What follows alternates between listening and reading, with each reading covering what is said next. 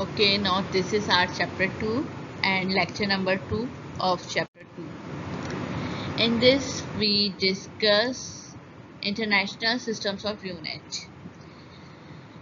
हम international system of unit discuss करने से पहले जहन में क्वेश्चन आता है, मतलब माइंड में एक क्वेश्चन आता है हमारे कि ये यूनिट क्या है, ये व्हाट इज यूनिट। ठीक है, इंटरनेशनल सिस्टम ऑफ यूनिट पढ़ने से पहले हमें पता होना चाहिए what is unit, what is measurements, जो हमने लास्ट लेक्चर में मेजरमेंट पढ़ा भी था। इधर हम थोड़ा सा रिकैप कर लेंगे, देन हम फर्दर आगे मूव करेंगे। ठीक है, अगर देखा जाए, अगर फर्स्ट कीजिए, let us suppose that this is a shoe, we have a shoe, हमारे पास एक जूता है। ठीक है, एक शू है।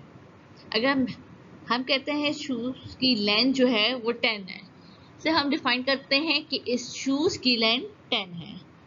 ठीक है, क्या it is enough to explain the length of shoes?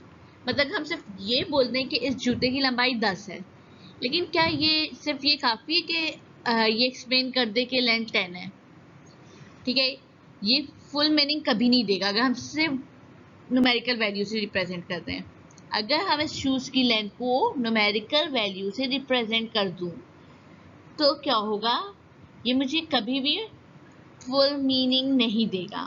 ठीक है, इसके लिए ज़रूरी है हमारे पास 10 के साथ कोई ना कोई यूनिट हो, जैसे मीटर हो सकता है, इंच हो सकता है, मतलब कोई ना कोई अगर यूनिट होगा, मीन, इंच, मीटर, इंच, कोई ना कोई यूनिट होगा तो वे कंप्लीट मीनिंग देगा। अदरवाइज से 10 जो है वो कोई कंप्लीट मीनिंग नहीं दे रहा।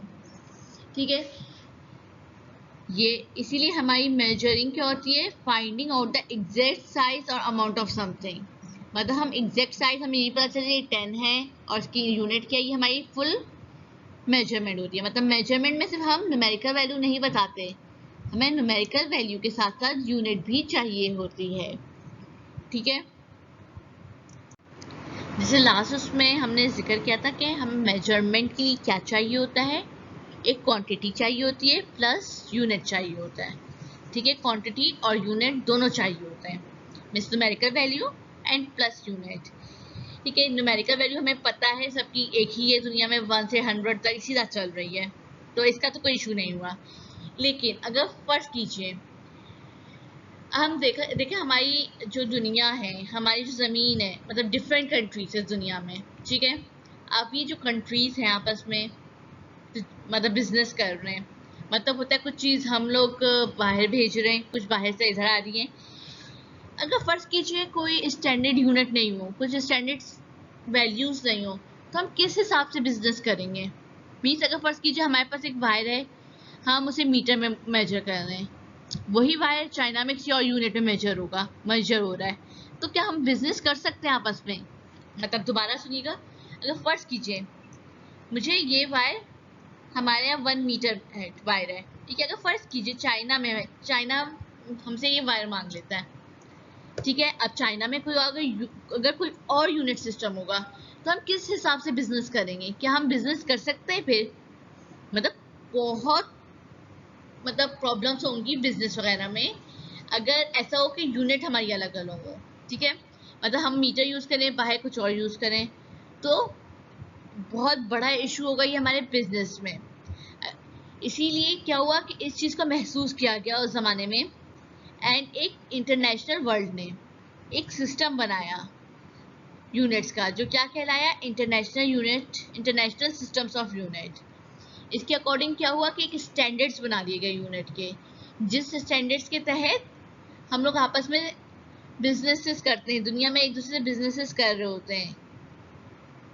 इसी तरह देखिए, अब ये वायर जो है यहाँ पर इसकी लेंथ 1 मीटर है, तो चाइना में भी ये वायर 1 मीटर ही होगा, यूएस में भी इसकी लेंथ 1 मीटर ही दी जाएगी। मीन्स एक स्टैंडर्ड बन गया हमारे यहाँ ये यूनिट। अब हम उस स्टैंडर्ड यूनिट सिस्टम को फॉलो कर रहे होते हैं। ठीक है, वही बात जो मैंने लास्ट स्लाइड में बताई थी कि अगर मतलब हम जब रहते हैं यहाँ पे रहते हैं तो हमें दुनिया के साथ चलना है। ऐसा नहीं हो सकता कि हम मतलब पाकिस्तान अपनी एक अलग दुनिया बना ले, चाइना अपनी एक अलग दुनिया बना ले, अमेरिका अपनी एक अलग दुनिया बना ले। हम सबको साथ मिल के चलना होता है। ठीक है, क्योंकि कुछ चीज़ें जैसे पाकिस्तान में मिलेंगी, कुछ चाइना में मिल जाएंगी, कुछ यूएस में होंगी। ठीक है, फिर क्या होता है, हम लोग बिजनेस करके हम उसे की बरामदात बरामदात मतलब हम जो कहते हैं इंपोर्ट एक्सपोर्ट करके काम चलाते हैं। ठीक है, तो इसके लिए जाहिर सी बात है हमें कोई इंटरनेशनल सिस्टम चाहिए था, जिस सिस्टम के तहत हम इंपोर्ट एक्सपोर्ट करते हैं, जिस इंटरनेशनल सिस्टम के तहत हम लोग बिजनेसेस करते हैं। ठीक है, उसी की ज़रूरत को महसूस करके एक इंटरनेशनल सिस्टम ऑफ यूनिट बनाया गया। ठीक है, इस पे बहुत पहले से काम हो रहा था, तकरीबन 1889 से काम हो रहा था, लेकिन फाइनली 1960 में पेरिस में कॉन्फ्रेंस हुई और कुछ स्टैंडर्ड्स मुरतब किए गए, कुछ स्टैंडर्ड्स बनाए गए। ठीक है, मतलब एक स्टैंडर्ड सिस्टम ऑफ यूनिट बनाया गया, जिसके अकॉर्डिंग अब हम लोग इंपोर्ट एक्सपोर्ट ये सब चीज़ें करते हैं। ओके, लास्ट उसमें हम लोग ने पढ़ा था base quantities and physical quantities. जो यूनिट्स बेस क्वांटिटीज़ को रिप्रेजेंट करती हैं वो हमारी क्या होती हैं, बेस यूनिट। बेस यूनिट ये हैं length, mass, time, electric current, intensity of ये क्वांटिटीज़ हैं, length, mass, time, electric current, intensity, temperature and amount of substance. ये तमाम इनके सिंबल्स हैं और इनकी यूनिट है। जैसे लेंथ का सिंबल मीटर है, मास का सिंबल किलोग्राम है, टाइम का सेकेंड है, इलेक्ट्रिक करंट का यूनिट एम्पेयर है, इंटेंसिटी का कैंडेला है, टेम्परेचर का केल्विन है, अमाउंट ऑफ सब्सटेंस का मोल है। ठीक है, ये तमाम हमारे बेस यूनिट है। इसी तरह जो क्वांटिटीज़ ड्राइव क्वांटिटीज़ को जो यूनिट्स रिप्रेजेंट करती हैं वो ड्राइव यूनिट होती हैं, जैसे कि स्पीड, एक्सेलरेशन। स्पीड की यूनिट क्या है, मीटर पर सेकेंड। देखिए दो बेस यूनिट से मिलके बनी है, मीटर और सेकेंड से। एक्सेलरेशन मीटर पर सेकेंड पर सेकेंड। तो ये तीन बेस क्वांटिटीज से मिलके बनी है। वॉल्यूम, क्यूबिक मीटर, यानी ये तीन बेस क्वांटिटीज से मिलके बनी है। फोर्स, न्यूटन, ये तीन से यूनिट न्यूटन है, और केजी मीटर पर सेकेंड स्क्वायर। ठीक है, यानी 2 सेकेंड हो गए, 2 बेस यूनिट यहाँ हो गए, एक बेस यूनिट यहाँ हो गया, एक बेस यूनिट यहाँ हो गया, यानी 4 बेस यूनिट से बने। ठीक है, इसी तरह हम सबके बता सकते हैं कितने बेस यूनिट से बने। अक्सर पेपर में क्वेश्चन आता है कि इस क्वांटिटी में कितने बेस यूनिट्स हैं।